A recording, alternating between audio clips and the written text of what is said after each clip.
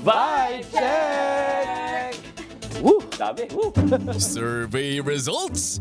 Pulso ng bayan! Simplihan natin sa Vibe Check! Ayan, bago tayo makarating sa Iran, simulan na natin ang talakayan sa impeachment complaint laban kay Vice President Sara Duterte. Idineklara ng House Justice Committee na may sapat na porma at substansya ang dalawang reklamo. Pero ang tanong ng bayan, uusad nga ba ang reklamong ito at dediretso na nga ba sa paglilitis sa Senado? Kaya nga, Cleve, dapat ding malaman kung ano magiging susunod na hakbang ng kampo ni VP Sara. Binigyan din ng 10 araw ang defense team para sagutin ang mga akusasyon, kabilang na ang sinasabing maanumalyang paggastos ng confidential funds ng OVP. Tama ka, Carlo. Kaya haharap na ba si VP Sara sa pagdinig ng Kamara o muli silang dudulog sa Korte Suprema? Matatandaan natin na noong nakaraang taon ay pinaboran ng Supreme Court ang petisyon ni VP Sara na paglabag sa one-year ban rule ng impeachment complaint. Bukod dyan, Cheska, kailangan ding bantayan ang magiging boto ng mga kongresista sa impeachment complaint, lalo't halos pareho lang ang laman ng mga reklamo. Makukuha ba ang parehong numero o may epekto na sa botohan ang naging anunsyo ni VP Sara na tatakbo siyang Pangulo sa 2028? Gaano ba kakapal ang makapal? Diba? Ilang tangkal ba? Hindi, nakita mo ba, di ba, ang laman ng maleta ni Congresswoman Laila, ang makakapal na kaso sa impeachment, di ba? Makapal naman talaga, Makapal di ba? pa. Hindi kasing kapal ng mukha.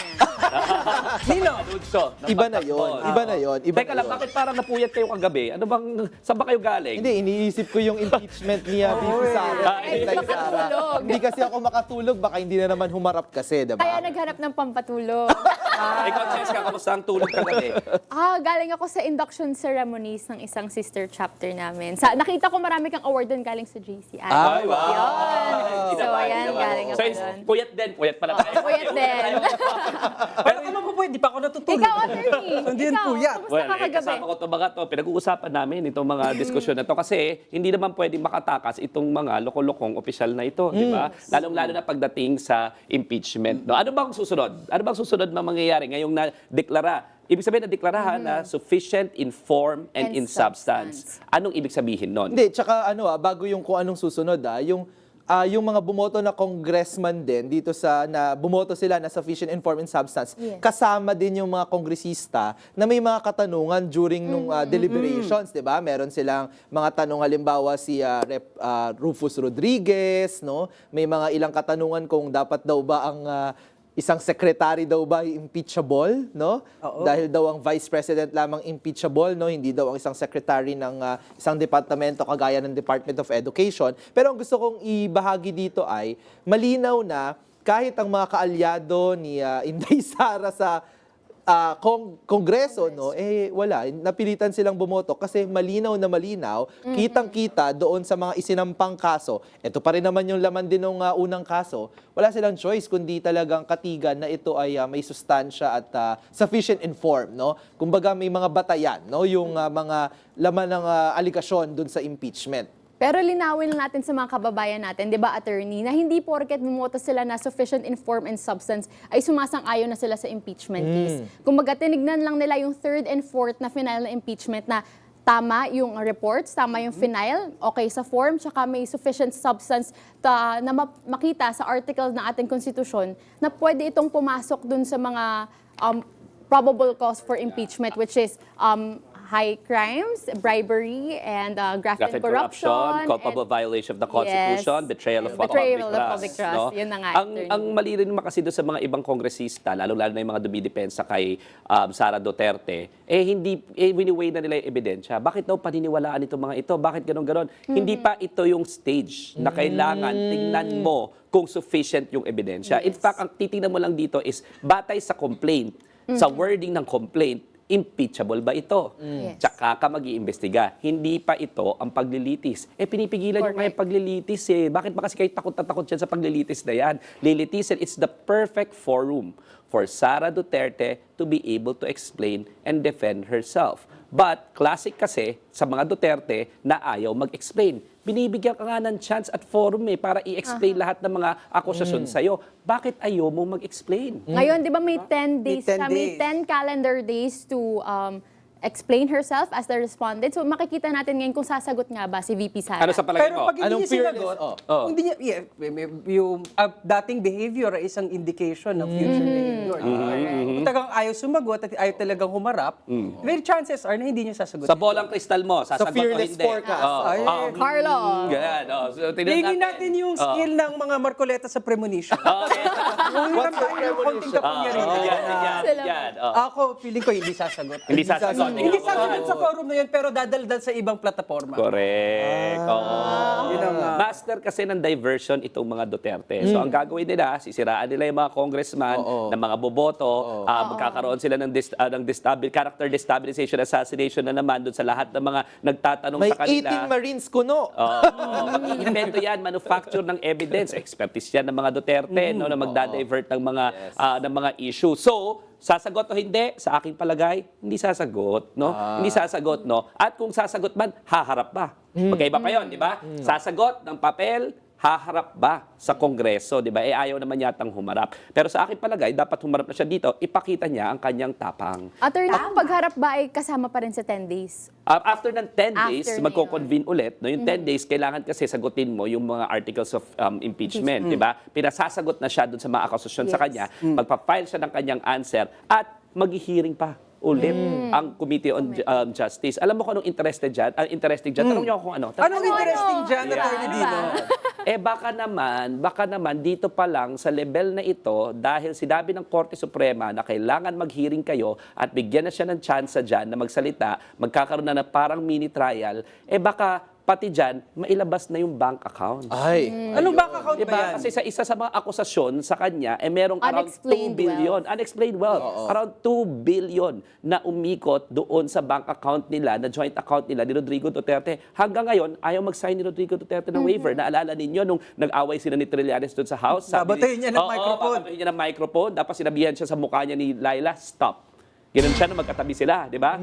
For how many years, yun ang sinasabi sa kanya ni Laila de Lima, stop. And doon, sa mukha niya, sinabi niya, stop it. Di ba? Yun, nung nagwawala na siya. Ano ba yung naging issue doon? Ang sabi niya, hindi pumirma ka ng bank waiver. Bank si waiver. Sabi niya, anong kapalit? Sampalin ko. Si Trillanes sa publiko. Again, diversion. Diversion. Sampalan na ang pinag-uusapan, imbis na yung bank account. Sabi ni Trillanes, sige, halika na, sampalin mo na ako. Pirma ka ng bank account, ng waiver. Never pinirmahan itong waiver na ito. Talagang may mga tinatago. So, Makadali lang naman pumirme. kaya nga, so sa committee na ito, baka pwede nang ipasampi na, no? Sa aking palagay, isasampi na yan at mabubuksan na ang mga bank accounts ng dalawang Duterte na ito at makikita na yung 2 billion pesos na gumalaw na pera doon. Di umano. At ang sabi ni Trillanes, nakakatakot dyan, may mga deposit at cheque na in-issue ng mga drug lord kasama sila Michael Yang. Na pumapasok dyan, iba pa, 7 million. Ang 7 million na cheque yata, buwan-buwan. So maaaring Buwan-buwan. maaaring ang mangyari ay yung maaaring mangyari talaga yung kanilang dahil mangyayari naman tong ganitong klasing step doon sa impeachment proceeding ay dahil doon sa kanilang isinampang kaso sa Korte Suprema. So mukhang baka mapapasama pa sila lalo, no? Bagamat kinatigan sila ng Korte Suprema sa unang pagkakataon, yung dagdag na proseso kung saan dapat mabulatlat na din yung mga ebidensya, magkaroon na ng parang mini trial, mini paglilitis sa House pa lang, baka makasama nga kasi makikita na magpapakitaan na ng ebidensya. Saka mas maraming Duterte doon sa Senado. Ayun, diba? diba? Sam sila Oo. malakas yun eh. Diba? Oo. Kumpara Actually, no, makita mo talaga sa House na medyo tumiting ka din, numiningning na may mga mahuhusay na mga bahagi, no? Ng House Committee on Justice, no, na kaya talaga nilang maggawa ng isang hearing na credible, maayos, hindi parang laro-laro lang, no? Na minsan nakikita natin sa Senado, medyo nahihirapan na tayong makita yung ganyan din klaseng kalidad ba ng pagdinig. Pero ako ang ina-expect ko lang din yung sa tanong na magpapakita ba at haharap, alam mo, tingin ko, ang aking fearless forecast ay tingin ko haharap. Oo. Ayan. Kasi ang Inday Sara ngayon ay iba na sa Inday Sara ng nakaraan na taon. Bakit? Bakit? Nangangampanya na si Inday Sara. Nagdeklara na kasi. At ang tingin ko ay lalabas siya doon at magpapakita siya na siya ay ibang tao na. tahimik, magalang, no? Pero dapat, hindi natin makalimutan, namumuliti ka kasi nga nagdeklara na ng pagtakbo bilang Pangulo sa 2028. Grabe ang bolang kristal mo, ah. Yan ang tingin ko. Ako din, attorney, makasagot lang, maiba lang din. Ang sagot ko din ng fearless forecast ko, ililitaw din si VP Sara. Lilitaw Lalakita ba? natin. Malilitaw siya doon at mag-a-appear. Si Bato nga Nakikita yan kasi eh. natin, Para bang wala, matagal siyang nawawala. Oo, na Nag-iiba parang na- si Leandro Lebiste nawawala na. nakikita kasi natin nag-iiba na yung language niya. Yung oo. pananamit nga lang. Diba? Yung pagtindig, yung Oo. pagsagot. Yes. So nakita natin na very presidentiable na ang atake niya porket yun na nga ang kanyang goal sa Oo, 2028. diba? Hindi, gusto So, niya nga baka- kasing linlangin tayo na, ay, iba na. Si Inday Sara, pagkatapos siya tayong sigawan at mura-murahin ng mga nakaraan, diba? Kumbaga ang tawag dito ng mga bata, parang branding change. Ganon. Pero ang bagay ba? Di ba? Mga following niya. Eh, di ba?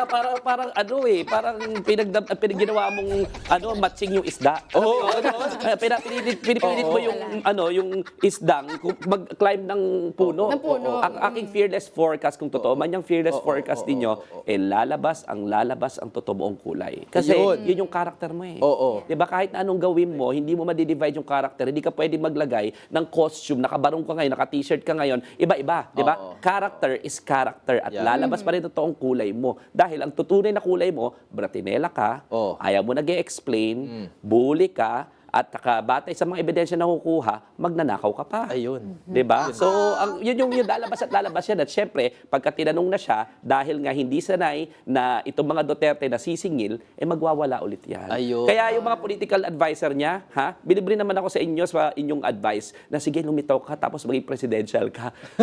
Kabahang kayo. Kasi, forever, hindi naman taga-presidential yung kilos ng taong yan.